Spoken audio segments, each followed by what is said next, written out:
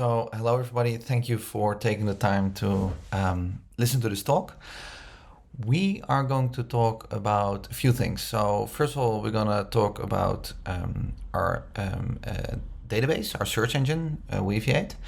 And we're going to use a demo data set, which is the Complete Wikipedia, to show how you can query it. And most importantly, of course, we're going to talk about the GraphQL API that it has. So Weaviate is a vector search engine or database. It has a GraphQL API, and we're going to use it to show you the demo data set of the Complete Wikipedia. So first, I will give a little bit of context about what the vector search engine is, so that you understand what we're talking about if it's new to you. Then we will look at the design of the GraphQL API. Then we'll go into a demo of the API on the data set. And last but not least, I'll show you how you can start it with Weaviate and its GraphQL API yourself. So again, thanks for listening. So first of all, what is Weaviate and what is a vector search engine?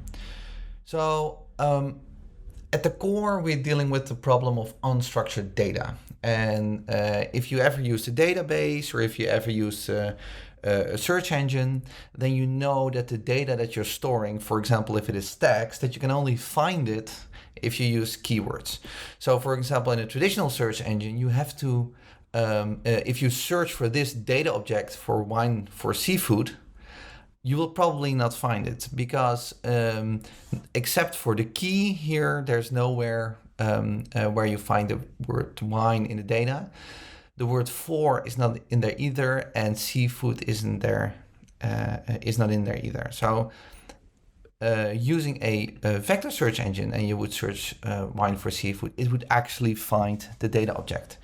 And the reason why it is able to do that is because every data object that you add to the search engine is run through a machine learning model. That machine learning model creates vector representations, and that's what you use to search to the database. Now, if this is new to you, then let me give you a little bit of context so that you know what's happening there.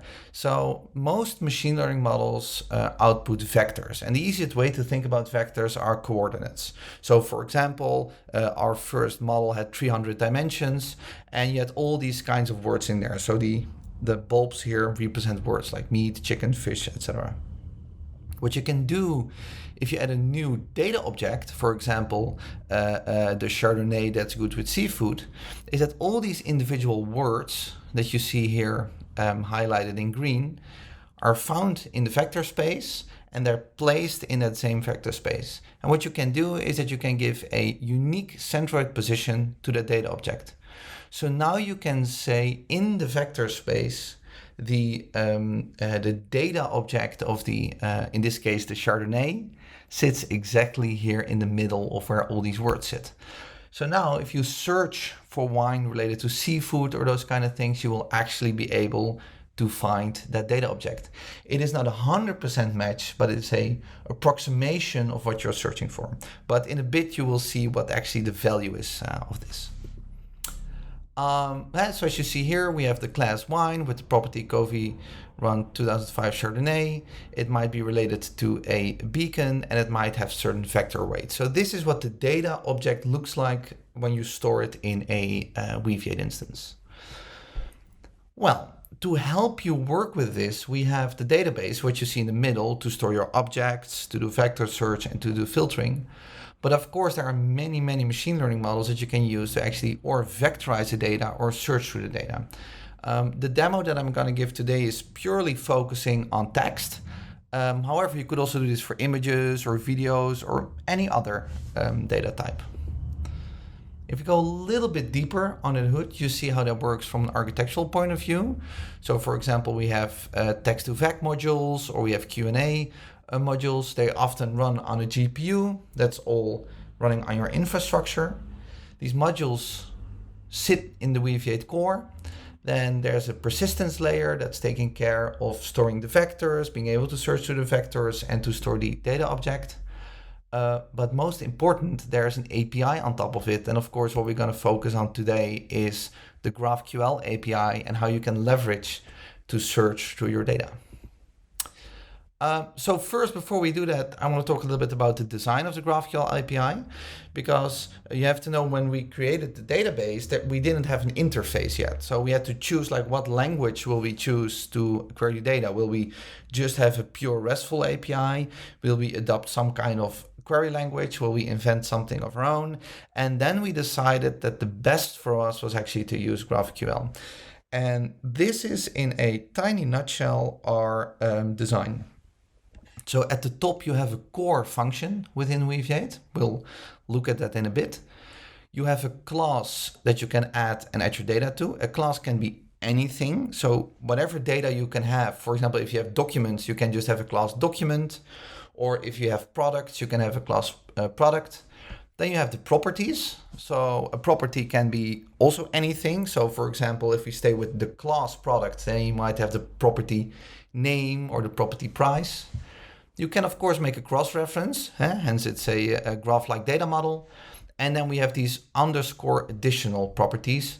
Those are properties that you get as part of searching for classes.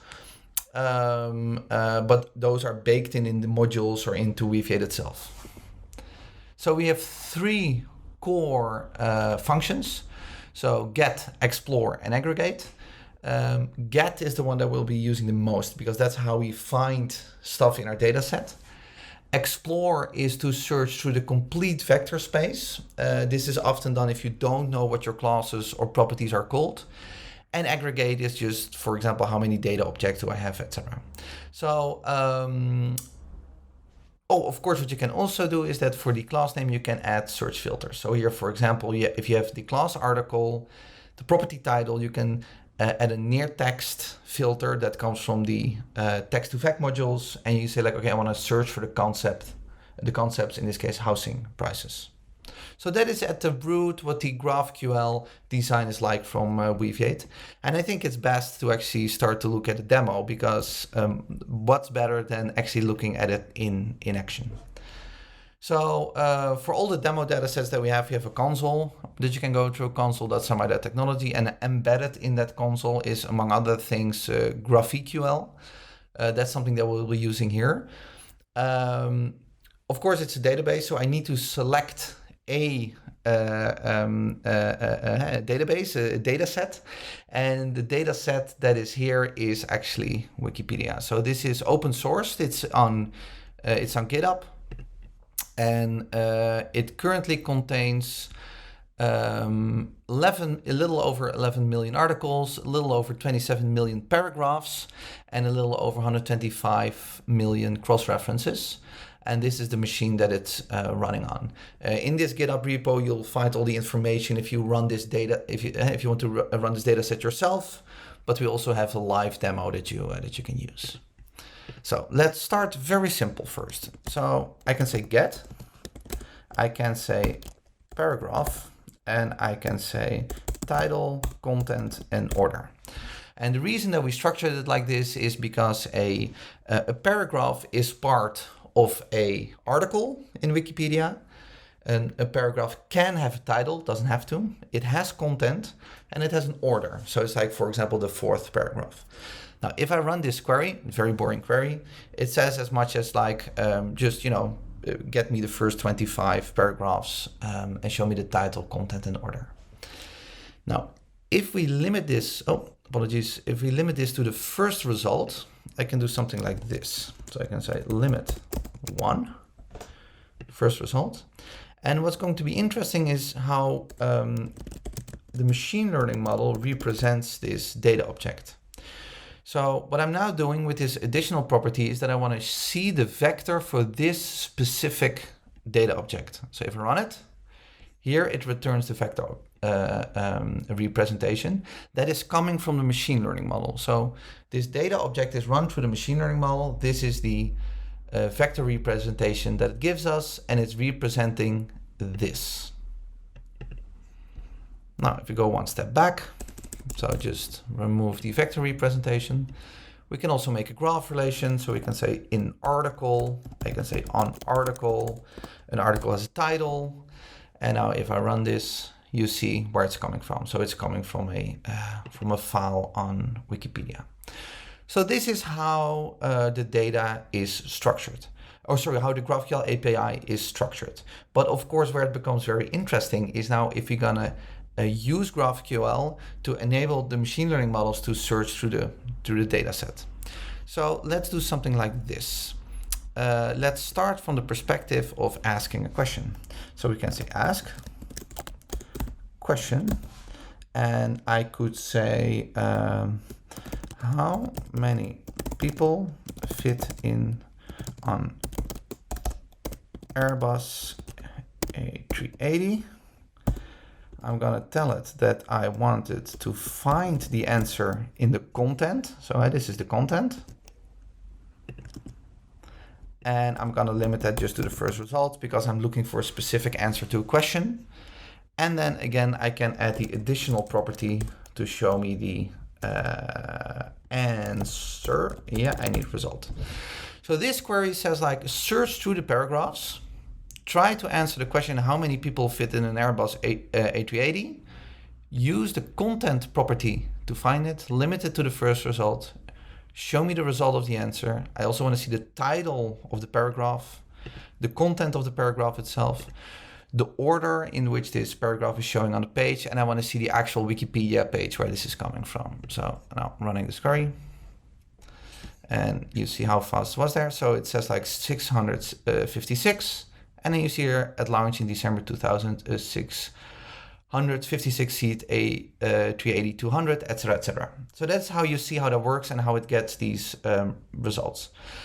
You can find anything. So anything that's in Wikipedia I can search for. So I'm a big music fan, so I could say, for example, what was the name of Frank Zappa's first band? So same type of query. Let's keep everything the same here. Let's run this query. And here you see it's the Mothers of Invention, which happens to be the correct answer, I know.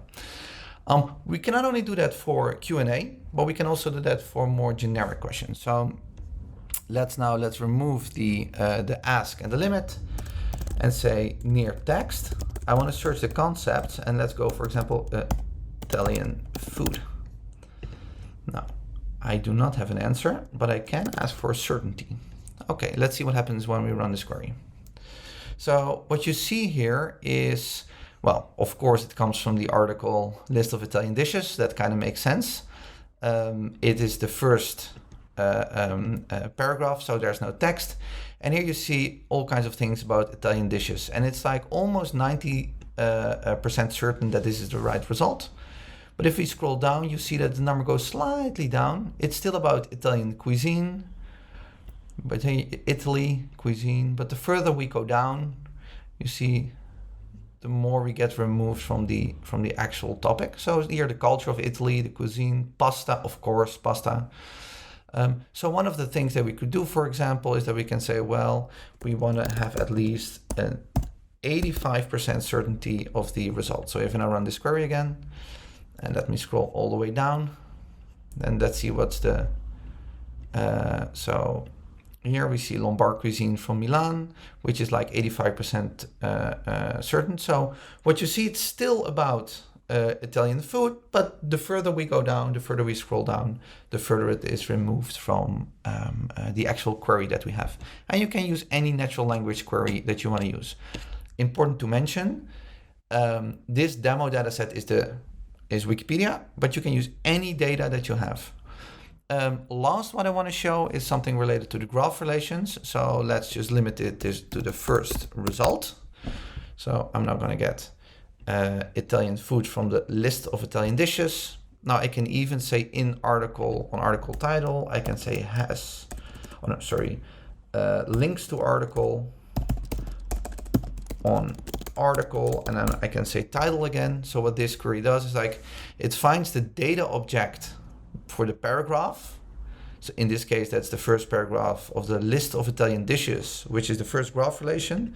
And then we're going to make another graph relation where we're going to say, okay, show me what data objects this data set is in turn linking to. So let's run that query and see what happens.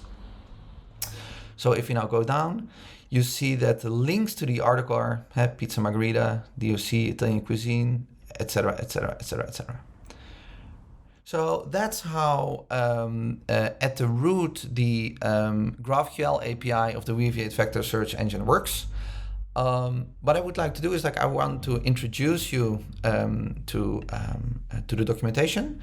The easiest thing you can do is just Google for Weaviate or go to our website semi.technology.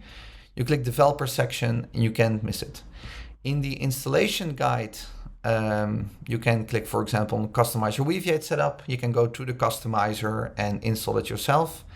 And of course, last but not least, we have the GraphQL references. So if you scroll there, you see example queries. You can try them out in real time. And you also see the equivalent of these GraphQL queries in different programming languages. So thank you so much for listening to my talk. I hope you like it. I hope you'll give Weaviate a try. If you come to our website, you will find our Slack. You will find the software documentation. Weaviate itself is on GitHub. If you like what you see, then of course, and a GitHub star is always appreciated. And you can also, of course, simply Google for Weaviate, and you will find other videos, blog posts, software documentations, demo data sets, whatever you can think of. Thank you so much for listening, and I hope you'll enjoy the other talks as well. Bye.